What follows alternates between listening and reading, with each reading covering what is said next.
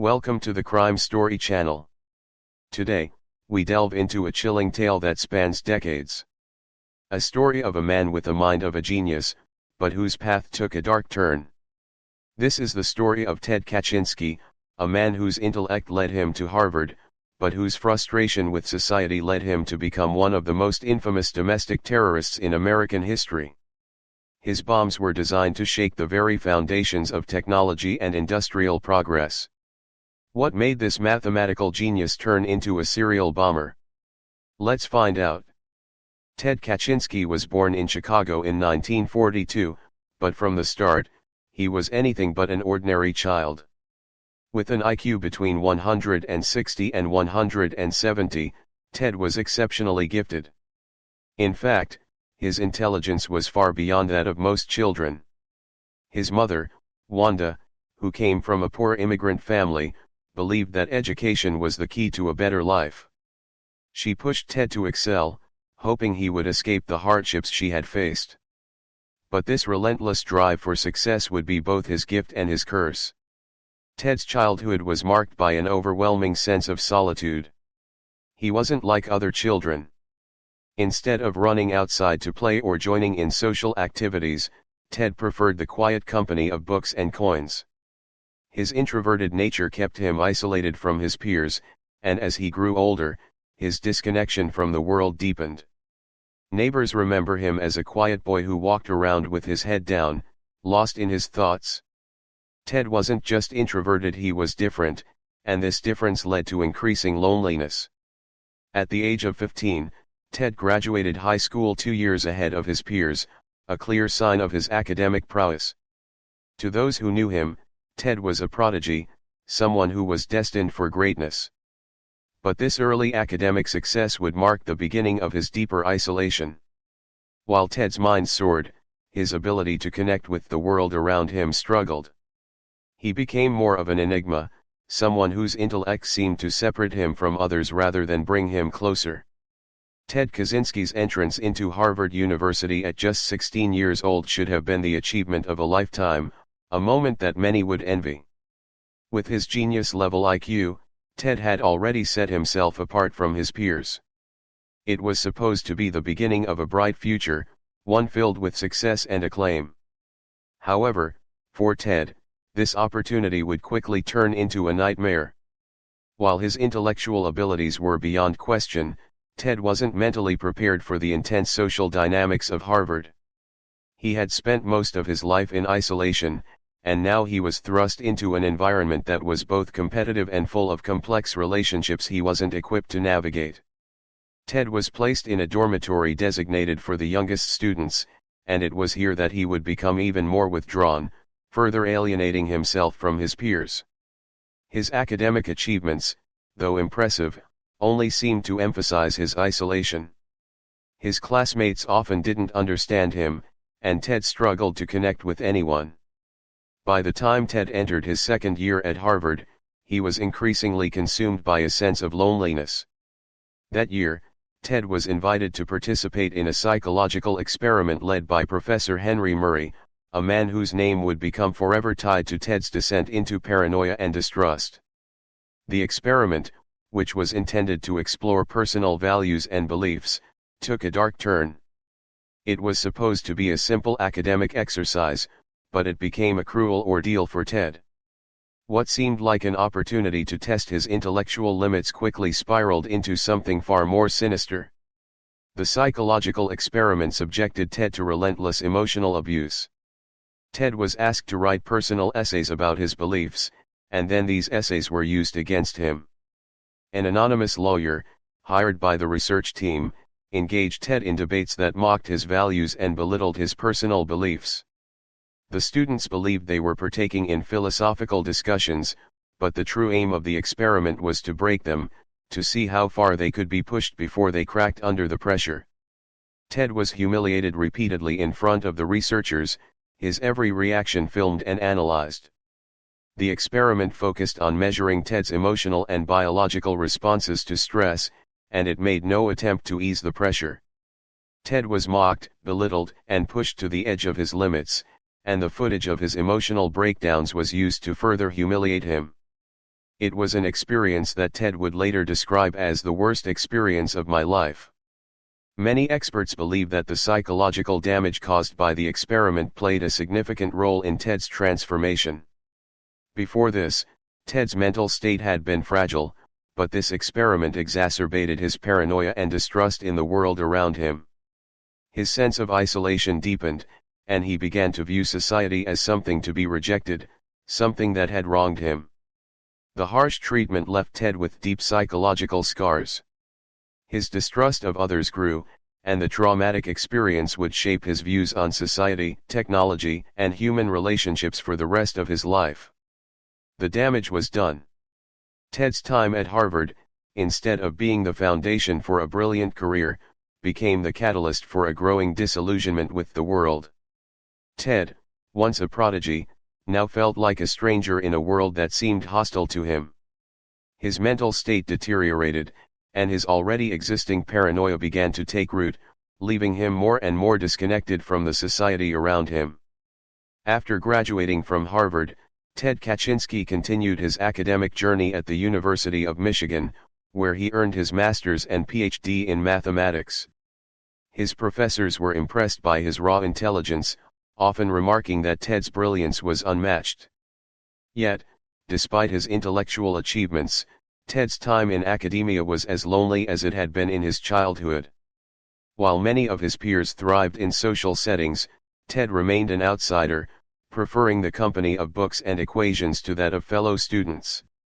He was criticized for his lack of social skills, his impatience with those around him, and his avoidance of any social activities at the university. Ted's discontent with academia grew, and by the age of 25, he had become the youngest professor at the University of California. But his tenure was short-lived. Ted found little satisfaction in his role as a professor. His frustration with the system was mounting, and in 1969, he abruptly resigned from his position, stating that the progress of technology was a disaster for humanity. This statement would mark the beginning of Ted's retreat from society. He was no longer interested in shaping young minds or contributing to the academic world. Instead, he sought something far more radical. Ted's disillusionment with modern life pushed him further into isolation. He decided to leave the world of technology and civilization behind entirely. In 1971, Ted bought a 1.4-acre plot of land in the remote outskirts of Lincoln, Montana, a place far removed from the noise and chaos of urban society. There, Ted built a small cabin, entirely self-sufficient and free from the distractions of modern life. He lived without electricity, running water, or any modern conveniences. For Ted, this wasn't just about escaping the world, it was about rejecting everything the world represented. Living in seclusion, Ted found solace in the wilderness. He taught himself survival skills, hunted, and foraged for food. He learned how to crossbreed carrots and studied edible plants. But as the years passed, his frustrations with society only deepened. The more he retreated from the world, the more his disdain for it grew. Ted began to believe that modern technology was not just a hindrance, it was a force actively destroying human dignity and freedom. To him, technology had enslaved humanity, taking away the very essence of what it meant to be free. Ted's isolation and his growing beliefs led him to a radical conclusion: the only way to stop the advancement of technology was to take action. His frustration, once contained in his mind, began to manifest in more dangerous ways. He became convinced that the only way to make a difference was through direct confrontation, and that would come in the form of violence.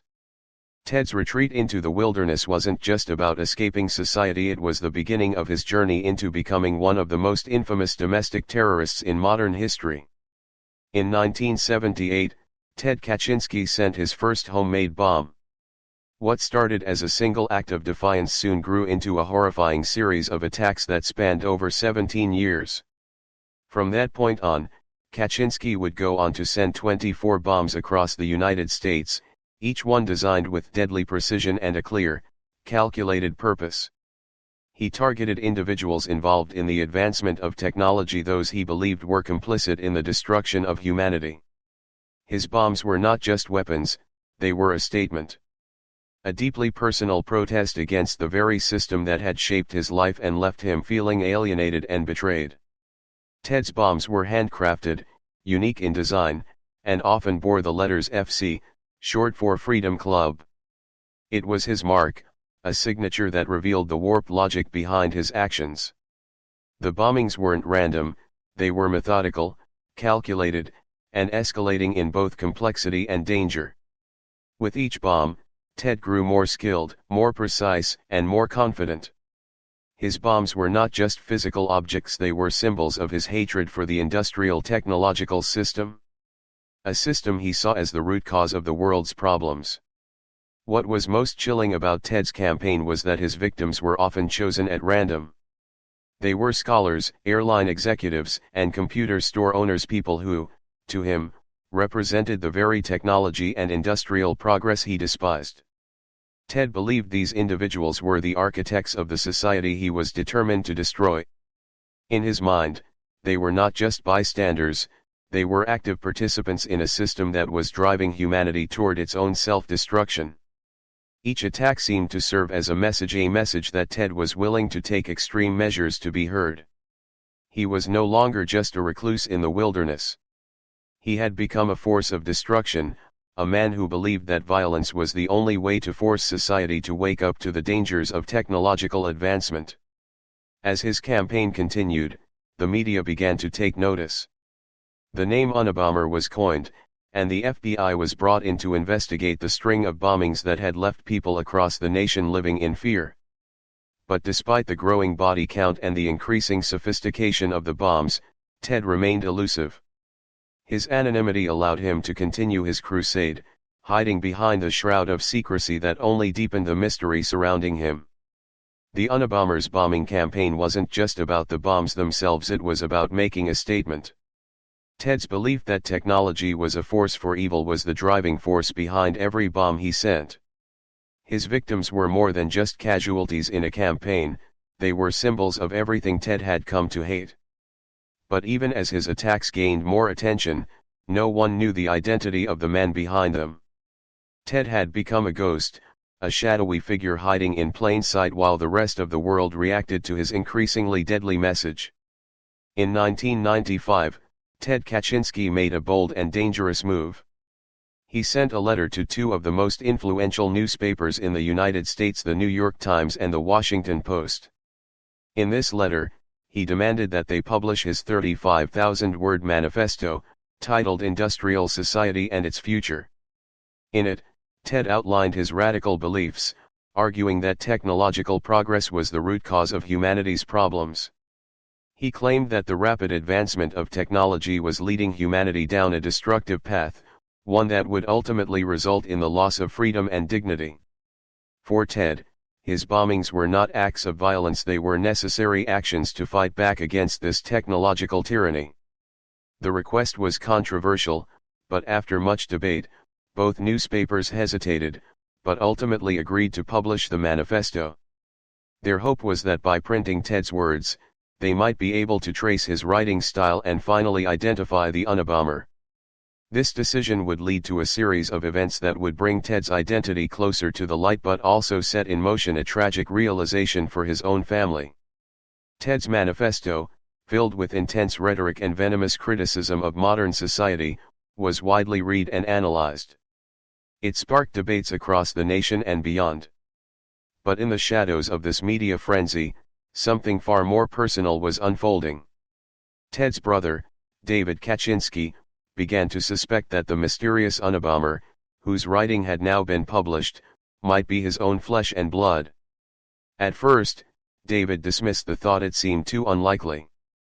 But as he read through the manifesto, something in the words, the tone, and the ideology began to feel all too familiar. David remembered his brother's growing discontent with society, his refusal to conform, and the way he had isolated himself in Montana. The more David thought about it, the more the possibility seemed to make sense. The manifesto, with its anti-technology stance and its radical call for revolution, mirrored many of the ideas Ted had discussed with him in private. But could it really be him? Could Ted, the brother he had admired and once looked up to, be the Unabomber? At first, David hesitated. The thought was too disturbing to fully comprehend. But the more he reviewed the manifesto and compared it with letters Ted had written in the past, the clearer it became to him. David's doubts grew stronger, and he knew he had to act. Eventually, David made the agonizing decision to contact the FBI. The man he had once admired as a brilliant, misunderstood genius was now a suspect in a series of horrific bombings. The truth was out there, but it was now up to David to decide whether to bring his brother to justice. Thank you for joining us in exploring the chilling and complex story of Ted Kaczynski, the Unabomber. From his early years as a gifted child to his isolation in the Montana wilderness, and ultimately, his violent campaign against what he saw as the destruction of humanity by technology, Ted's story is one that forces us to question the limits of intellect, isolation, and the impact of societal pressures. If you found this story intriguing, don't forget to like the video and subscribe to our channel. Your support helps us continue to bring more captivating stories from the world of true crime. Join us next time as we uncover more mysteries, stories, and events that have shaped history. Thank you for being part of the crime story community. Until next time, stay curious and stay safe.